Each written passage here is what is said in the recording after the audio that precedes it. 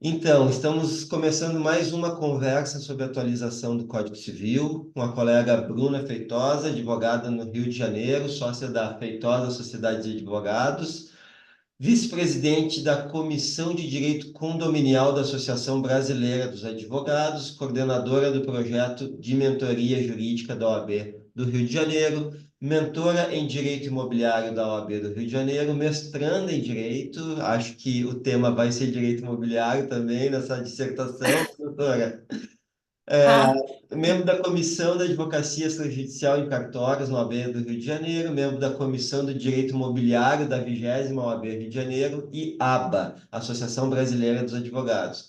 Coordenadora e coautora do livro Condomínio, Aspectos Práticos da Cobrança de Cotas e Inadimplência, colunista da Condonews. A Bruna eu conheci faz pouco tempo, através da minha colega do IARGS, a Daiane Stout, né? Daí a gente fez uma conversa lá pela Associação Brasileira de Advogados e a gente combinou da Bruna fazer essa fala sobre as alterações ou algumas alterações do Código Civil no que tange aos condomínios. São muitas alterações. Hoje a doutora Bruna vai falar sobre o parágrafo 1º do artigo 1336, que diz respeito às plataformas digitais de locação. Não sei se esse é o termo. Durante a conversa a gente vê se esse é o termo correto, né? Mas é Airbnb.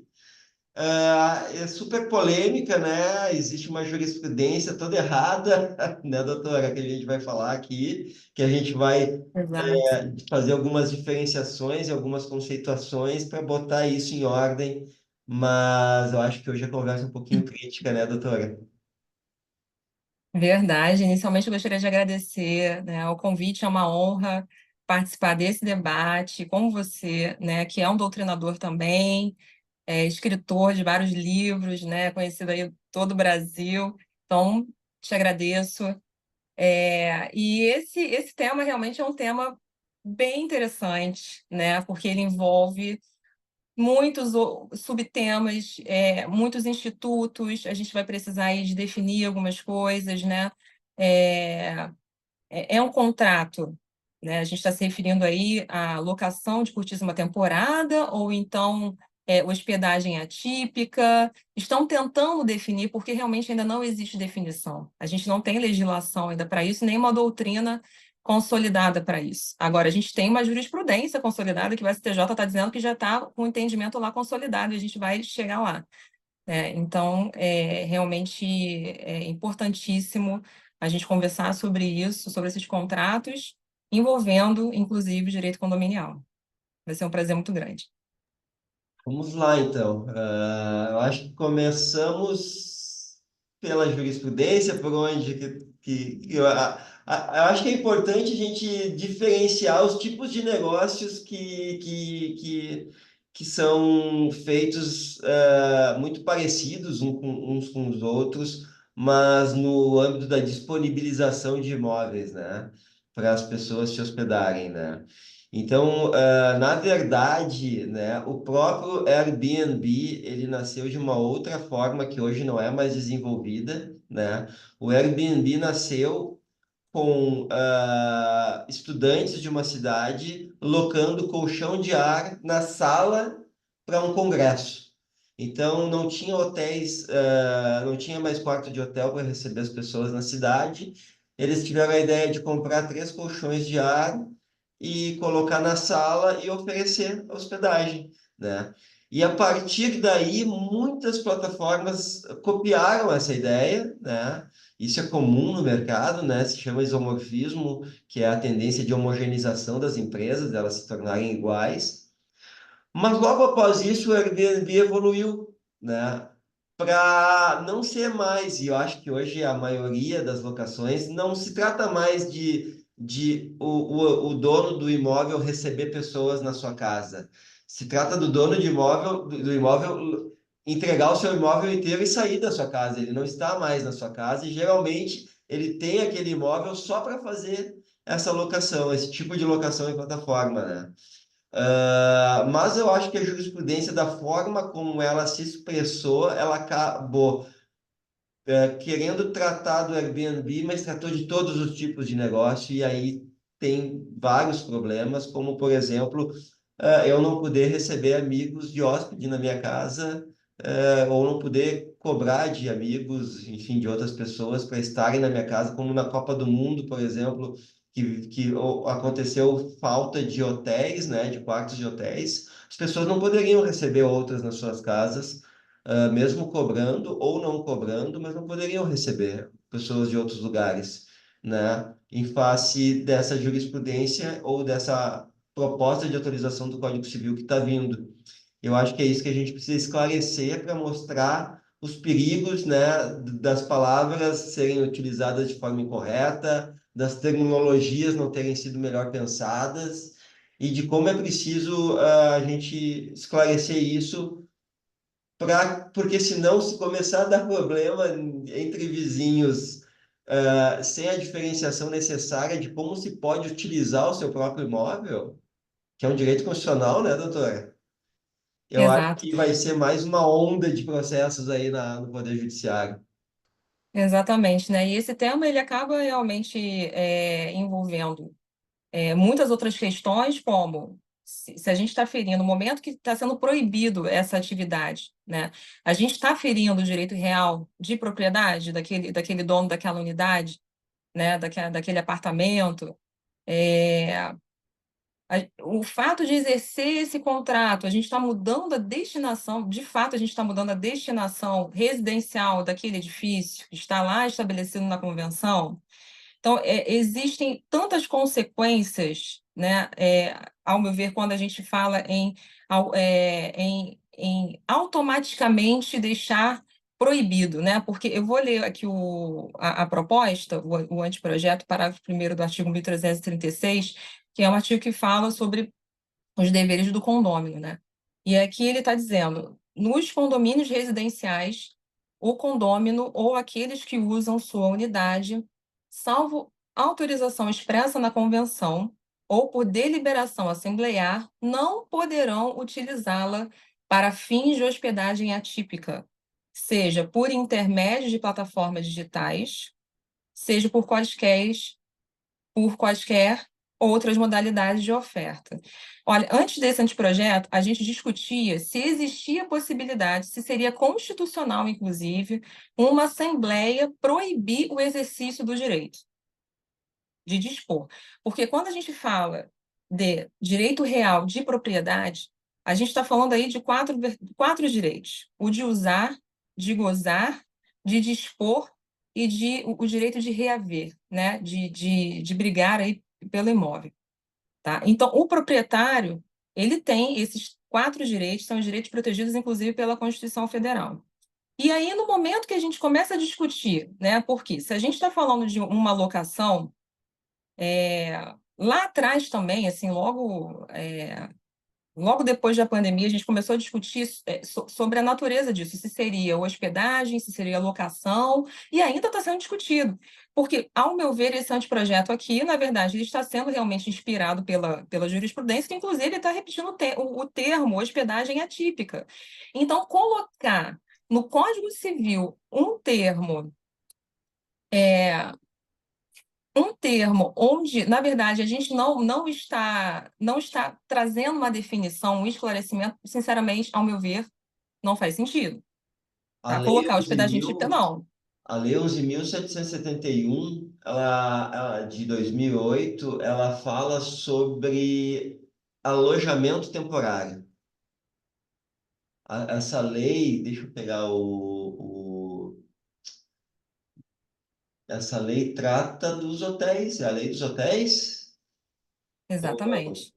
É, É né? sim, trata de É, né? hospedagem dos hotéis. Então, ela trata como alojamento temporário, né?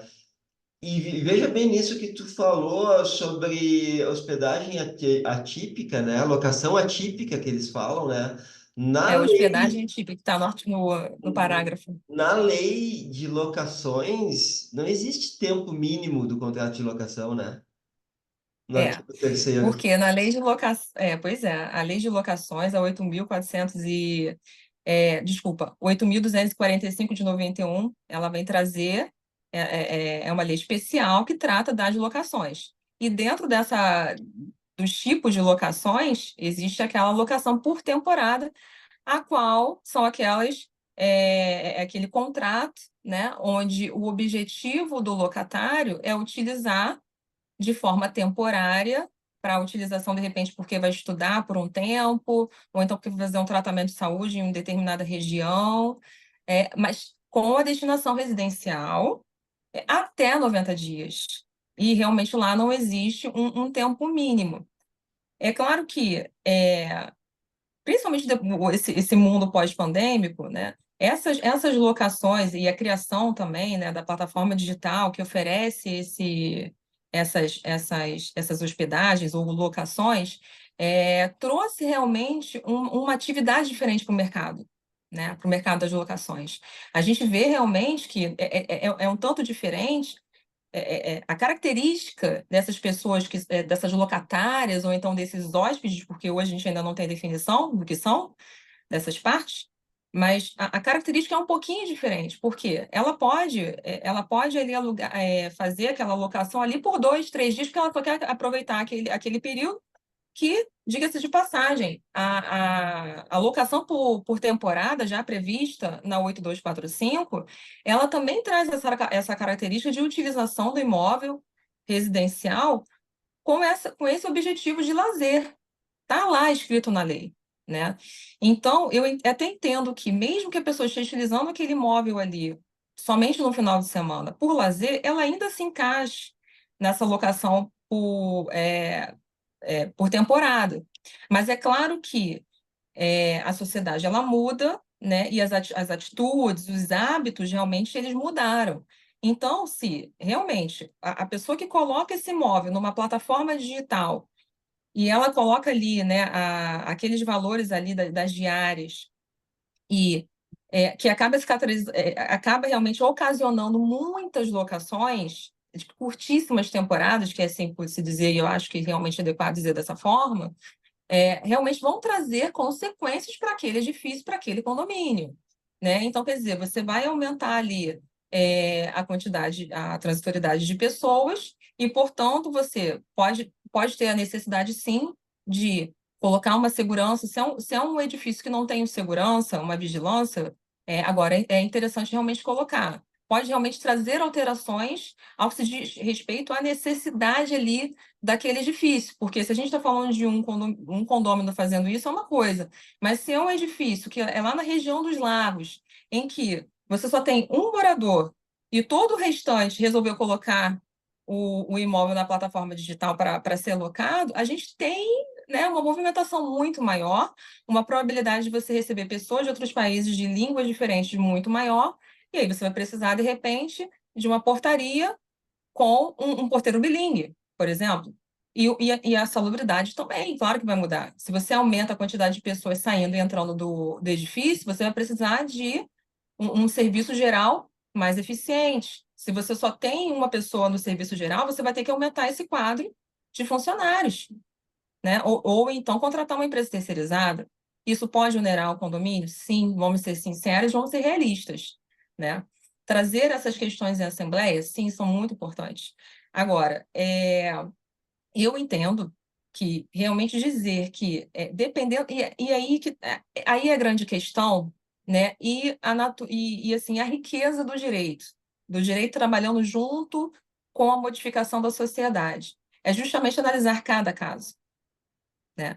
Porque se é um edifício que realmente possui muitas unidades exercendo isso, é interessante sim levar à Assembleia e fazer uma adequação, porque isso vai mudar lá na cota condominial também. No momento que você aumenta ou também a prestação de serviço, você também vai acabar aumentando a cota condominial. Então, é claro que é interessante trazer a Assembleia e para trazer diretrizes, né, nessas contratações e regras para isso. E é por isso que existe o regimento interno. A gente não precisa fazer só em assembleia. Pode ser feito lá o regimento interno, fazer lá as alterações. Olha, as unidades que exercem essa prática, né, das locações por curtíssima temporada devem seguir as tais regras, né? E ali realmente serem estabelecidas diretrizes para essas unidades exclusivas que exercem esse direito. Agora, automatizar já no Código Civil a proibição, eu entendo que é algo muito rigoroso, é algo que atropela o direito real de propriedade. Pois é, tô olhando aqui o artigo 48 da Lei de Locações, né? Ele é simplesmente assim, considera-se locação para temporada aquela destinada à residência temporária do locatário para a prática de lazer, realização de cursos, tratamento de saúde, feituras de obras em seus imóveis e outros fatos que decorrem tão somente de determinado tempo e contratada por prazo não superior a 90 dias. Por que uma locação pelo Airbnb não pode ser considerada aqui, então? Por que ela é atípica em relação à locação por temporada?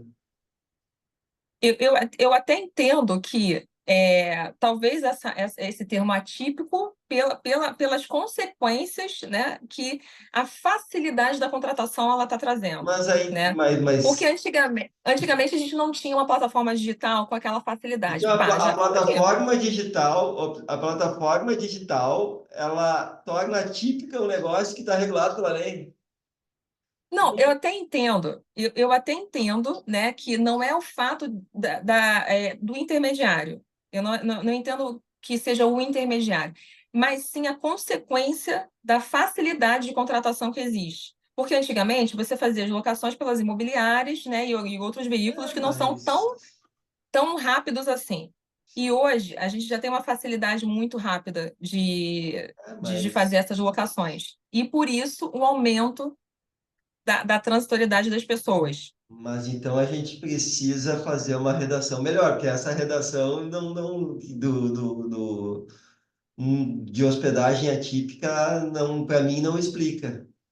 É, é algo que pode estar submerso na consciência do legislador ou do ministro Salomão quando julgou, mas não é uma explicação correta. Eu entendo que, na verdade, não é uma discussão que deve ser colocada no Código Civil. Eu É, entendo que é uma discussão que também. deve ser colocada na legislação que trata de locações. Até porque esse texto aqui, ele não traz muita segurança. Porque o que que é hospedagem atípica? O que que é hospedagem atípica? Não sei. Ninguém sabe. Pode ser eu A gente receber ainda meus está. amigos em casa. Pode ser eu Pois é. receber meus amigos em casa. E outra coisa, não, mas hospedagem atípica todo mundo sabe o que que é. É aquela locação de curtíssima temporada. Mas quais são as características disso? Não existe regramento. Olha, eu vou ler aqui a decisão, a última decisão, a mais recente, que foi no STJ, de relatoria do ministro Marco Buzzi, da quarta turma. Lá ele vai falar assim: o STJ consolidou o entendimento de que, havendo previsão na convenção do condomínio acerca da finalidade residencial, os próprios condôminos podem deliberar em assembleia para permitir ou não a utilização das unidades condominiais para fins de hospedagem atípica. Ainda continua com esse termo, hospedagem atípica. Por quê? Porque não existe regramento. E ele mesmo vai dizer, por intermédio de plataformas digitais ou outra modalidade.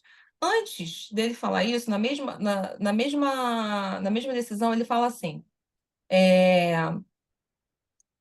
firmou orientação no sentido de que, embora aparentemente lícita, essa peculiar recente forma de hospedagem não encontra ainda clara definição doutrinária, nem tem legislação reguladora no Brasil. Ou seja, não é só eu, Bruna, e nem o Arnaldo que está falando isso. Tá? A gente tem outras pessoas concordando aqui, inclusive o ministro Marco. E registre-se, não se confunde com aquelas espécies tradicionais de locação regidas pela Lei 8.245 e de 91. Ele fala que é uma hospedagem, mas ele nem Mas cita por a lei que de que não se hospedagem. confunde? Explica por que que não se confunde. Qual é a Exato, ninguém explicação? fala ainda. Exatamente. Mas Por isso que é, eu entendo que a gente precisa legislar lá na lei de locações. A gente precisa trazer esse termo, porque realmente eu entendo que o termo locação de curtíssima temporada, ele se encaixa muito melhor do também, que, perfeito. do que uma hospedagem atípica, porque a Também, gente está também falando acho. de.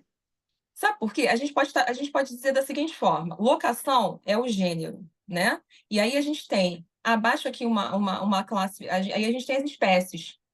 Locação por temporada e locação por curtíssima temporada. E aí, vamos lá discutir sobre isso. Vamos definir, né? Claro. E mesmo assim, doutora, tem mais uma questão, né? Isso, essas decisões se aplicam àquele caso em que o imóvel é locado.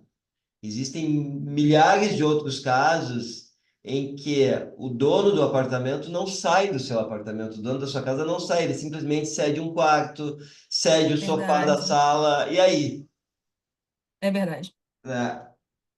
A lei, assim como está, me parece que está proibindo tudo. Porque é tão genérica os argumentos, como tu leu agora do ministro Buzzi. É tão genérico o argumento, ele diz que não se confunde, mas não diz por que que não se confunde. Que daqui a pouco é E, tudo. e se a gente comparar essa decisão aqui, essa última decisão que fala, que é uma decisão consolidada seguindo, né, uma decisão consolidada do STJ, ele fala, ele é menos rígido do que o anteprojeto.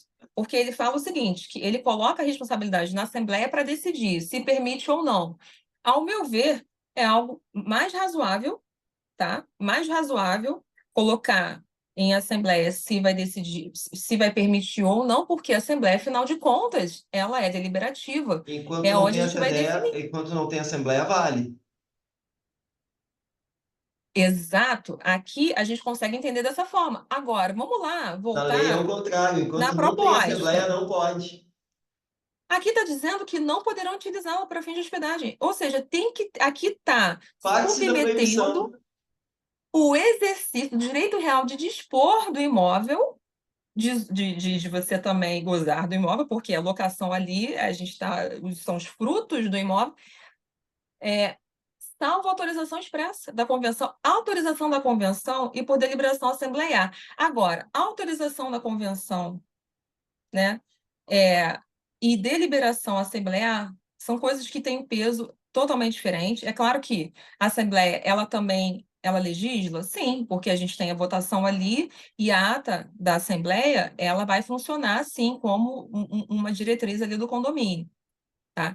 Agora, já automatizar que os condomínios que têm destinação residencial não poderão exercer a locação de curtíssima temporada, ao meu ver, talvez quem sugeriu, tá, com todo o respeito da Tavênia, tá, respeito todos os posicionamentos, porque a discussão, a riqueza da discussão jurídica é justamente essa, é discordar, né? Então, assim, aqui eu discordo.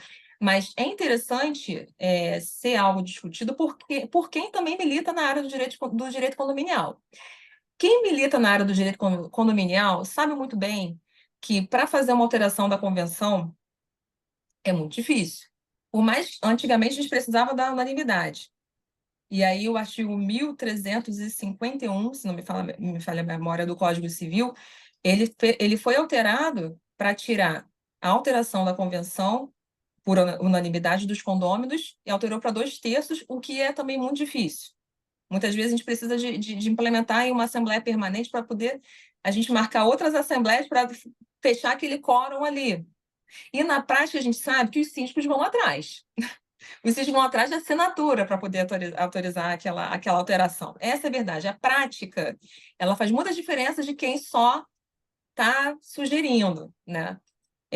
Então, assim, trazer dessa forma é interessante trazer pessoas também que são envolvidas na área do direito condominial para discutir sobre o tema, porque a gente sabe que não é fácil, né?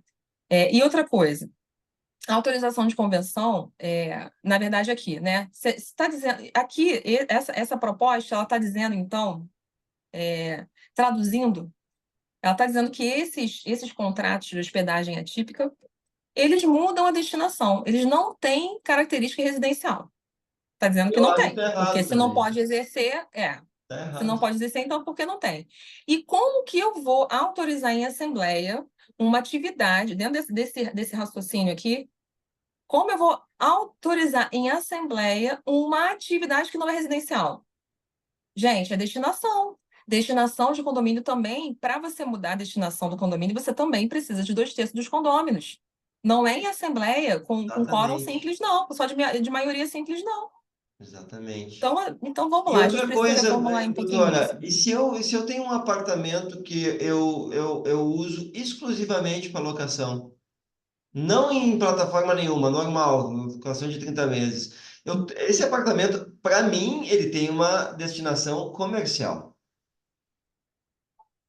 tal quanto um apartamento no Airbnb. Então, eu volto a dizer, os termos são usados errados, a terminologia É, é usada errada. é porque a gente também precisa definir duas relações jurídicas, né? E duas motivações aí, nesse exemplo que você trouxe, muito interessantes.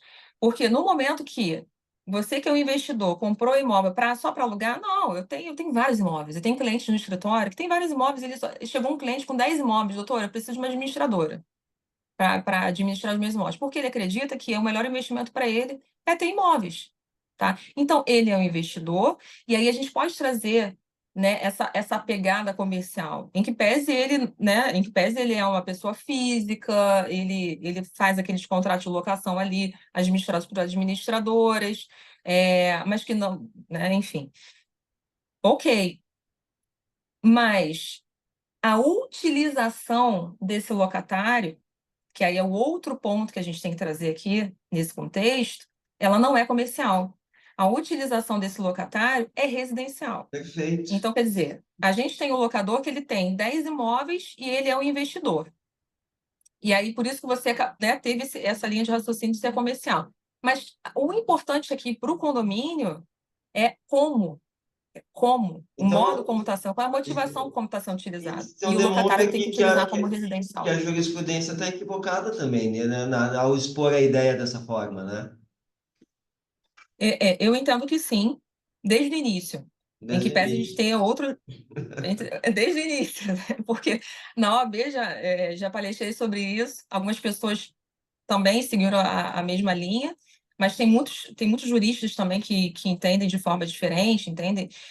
Porque se a gente for comparar com Não, uma é, hospedagem, a hospedagem ela tem um combo ali, não é só a eu locação, acho, não, sim, tem eu a prestação de acho, serviço também. sim, eu acho assim, ó, primeiro assim, ó, eu no meu edifício não gostaria que fosse, independente do que a gente está falando aqui, no meu edifício eu não gostaria que tivesse essa exposição de Airbnb, porque isso tira a tranquilidade, eu aceito isso, acho que isso é verdade, mas existem formas corretas para a gente tratar disso. É que nem eu falo há 5 anos nos meus cursos de redes contratuais e plataformas digitais, há 5 anos o porquê a Uber não é relação de emprego, sabe? A Uber é um relacionamento coletivo, é um relacionamento desvantajoso, as taxas são abusivas, não existe taxa do tamanho. A Uber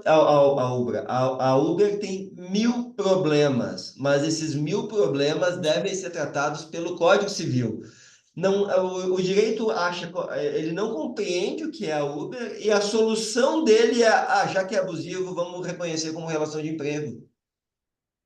Complicado. Não é, isso aí é direito civil, se aplica artigo 421, 422, 423, 424, 113, parágrafo e incisos. E aí toca para uma defensoria pública ou para o Ministério Público ajudar uma ação civil pública pelo desequilíbrio contratual. Mas não é a questão de relação de emprego. Então, assim, eu vejo os erros que estão acontecendo no direito civil em relação ao Airbnb são os mesmos erros que aconteceram em relação ao direito do trabalho com a Uber. O desconhecimento da modelagem do negócio, das hierarquias e heterarquias e de qual é a economia do negócio. Então, é o direito, mas óbvio, né? Eu, no meu doutorado, eu estudo só isso, eu estudo transformação digital e plataformas digitais. Então, para mim, é uma coisa tranquila entender isso, mas me assusta o quanto o direito ainda está 10 anos, 14 anos depois da Uber, 14 anos depois da Airbnb, tentando entender o que se trata os negócios. E ainda julgando Tentar um errado, desfechinho.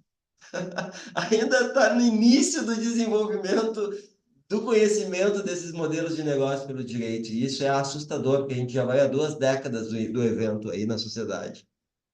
E talvez possa ser, né? Porque envolvem também outros, assim como o Uber. né? Incomodou muita gente, incomodou os taxistas, de certa forma, de grande forma, inclusive a gente teve muitos Incomoda. problemas, né?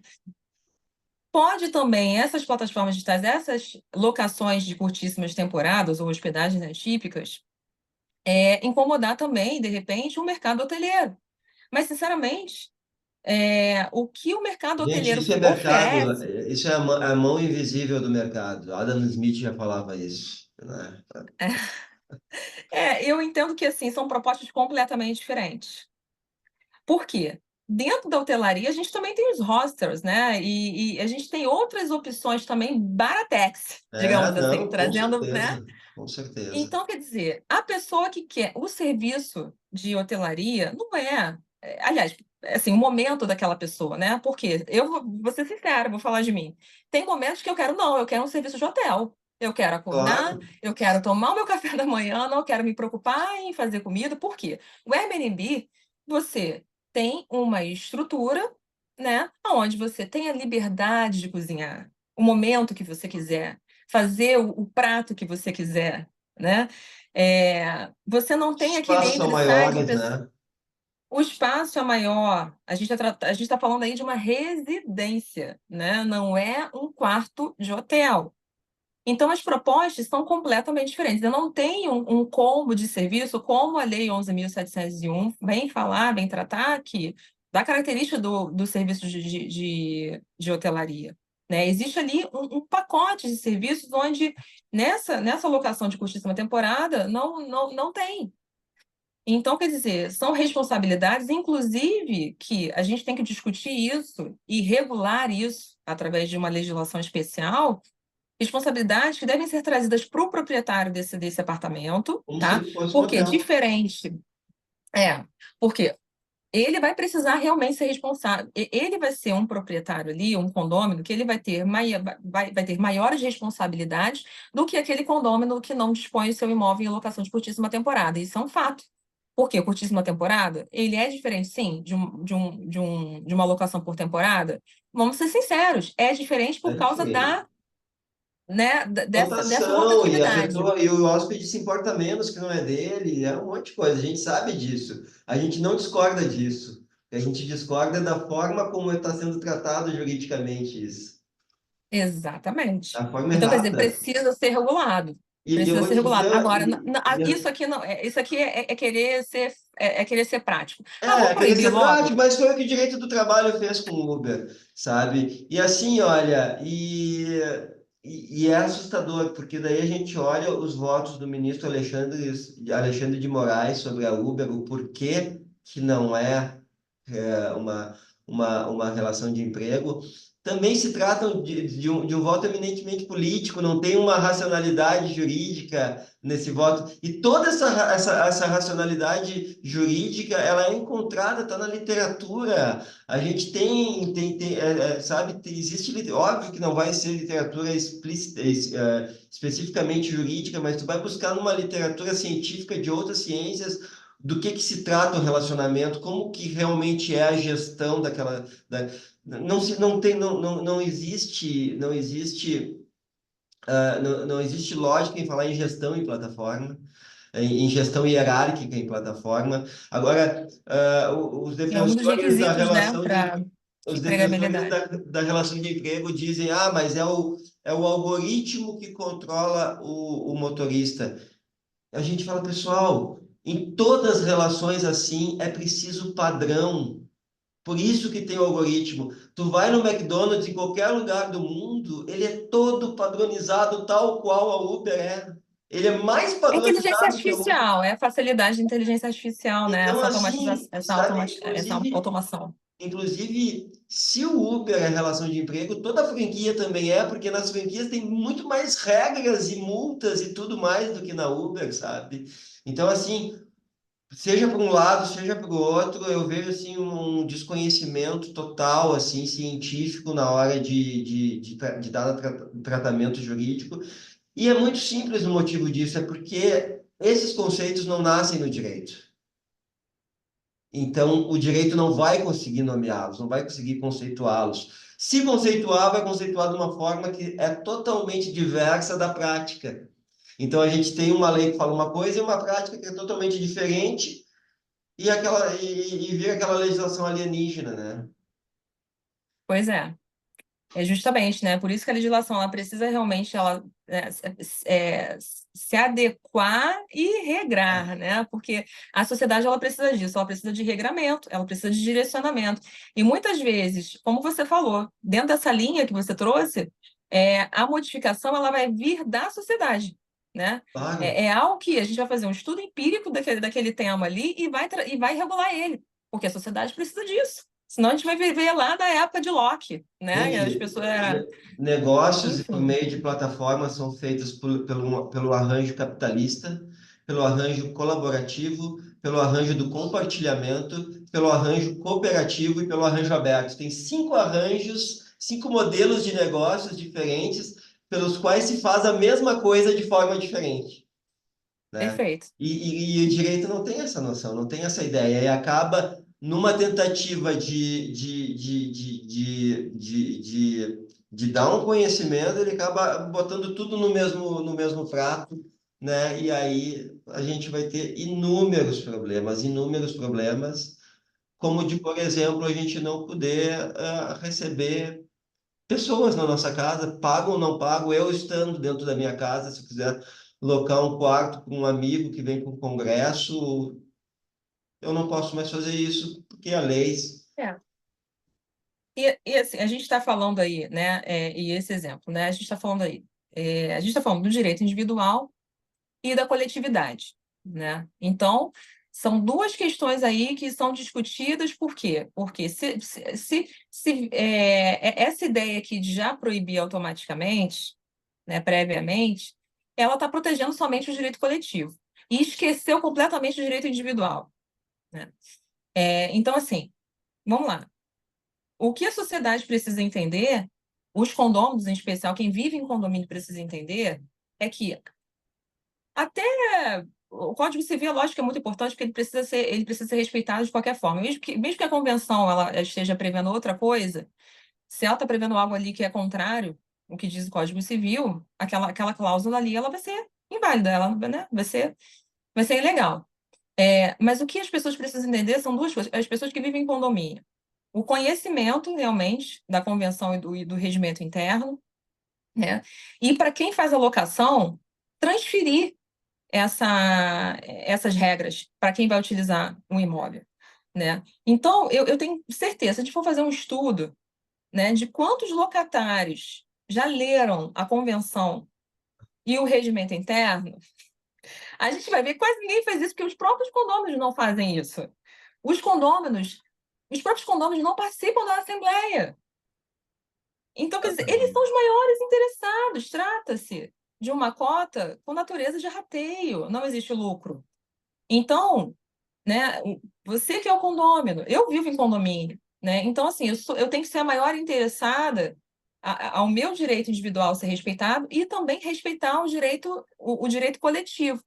Então, quer dizer, essa proposta aqui, ela tá assim, querendo proteger somente o Ela direito está muito coletivo, fora, né? Está muito o fora. que, claro, sim, o que é claro, o direito coletivo, muitas vezes ele vai se sobrepor, sim, ao direito individual, mas a gente precisa ter razoabilidade, né? Não pode trazer esse desequilíbrio aí, Fala nisso, né? Então, doutora, na jurisprudência que tu viste, tem alguma coisa sobre direito fundamental, direito constitucional à propriedade? Ou está passando longe nessa, da questão? nessa, olha, é muito provável que não, viu? Eu É. acho que não existe Quando, quando, essa, quando, essa quando, discussão. quando é conveniente, se esquece, né? Pois é, depende muito do ponto de vista, né? Porque se você Pois está dando é. um ponto de vista somente coletivo, então quer dizer, você vai seguir aquela vertente ali, mas só que juridicamente realmente dá trabalho. Dá trabalho. Sentar e discutir sobre o que deve ser e o que não deve ser, dá trabalho, porque a gente está afetando aí todo mundo, né? E é claro que a gente também deve respeitar o direito coletivo. É claro que nem eu nem você, eu vivo em condomínio, não sei se você também vive em Também, condomínio. óbvio. É claro que a gente quer o nosso direito ao sossego, né? E aí não é nem direito condominial, é direito de vizinhança. E a gente tem as regras lá no direito de vizinhança do sossego. Existem horas, existem lá os. Tem clientes que chegam aqui para o escritório que eu falei assim: olha, você vai ter que comprar aquele aparelhinho para fazer a medição. Porque para você provar em juízo que o seu vizinho ele está descumprindo essa regra, você precisa de um aparelho, você precisa de um medidor. Como é que eu vou chegar para o juiz e falar assim, olha, estão passando do horário, ou então mesmo no horário permitido, né, o horário comercial, digamos assim, né, aquele horário. A pessoa pode acontecer também de estar ali atrapalhando o sossego, né? No momento pandêmico também tiveram regras sobressalentes em relação a isso, porque tinham muitas pessoas trabalhando dentro de casa, então, quer dizer, não podia ter obra em determinados horários, né? Então, e assim nós vamos nos adequando. Então, quer dizer, é claro que o proprietário que exerce esses contratos, ele vai precisar, sim, ter mais responsabilidade de quem não exerce. Isso é um Claro, fato. E responder por sanções em relação a isso também, se o locatário dele também está descumprindo, assim como é no contrato convencional. Porque, gente, não é necessário ser contrato de curtíssima temporada para o locatário ou hóspede atípico, né? Fazer algo que diz respeito à vizinhança. A pessoa pode estar ali, alugando um imóvel, um contrato de locação de 30 meses.